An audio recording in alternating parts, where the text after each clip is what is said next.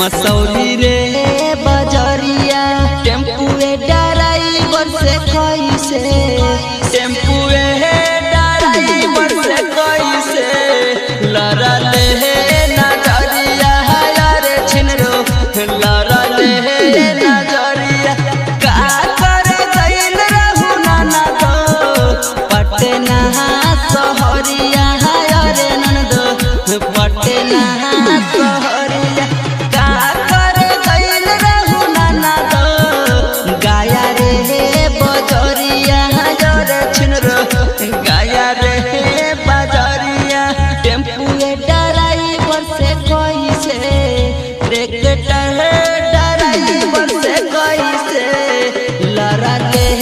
नजरिया यारे छिनरो लड़ा ले नजरिया लड़ा ले नजरिया यारे छिनरो लड़ा ले नजरिया। Ananya recording studio Patna. DJ विकास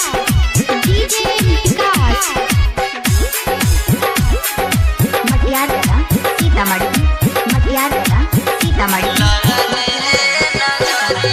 ओठवा झुराइल कैसे बाटे बिखरल बाबलिया यारे ननदो बिखरल बाबलिया ओठवा झुराइल कैसे बाटे बिखरल बाबलिया यारे छिनरो बिखरल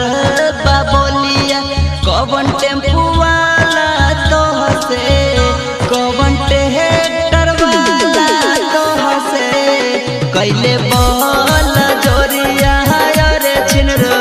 कैले बल जोरिया फाटल कैसे चलिया ये छिनरो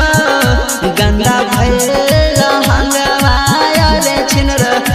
गंदा भइल हंगवा फाटल कैसे चलिया ये छिनरो गंदा भइल हंगवा यारे छिनरो गंदा भइल हंगवा के तो के धैले कवरिया के तो के धैले कवरिया आ बिचरे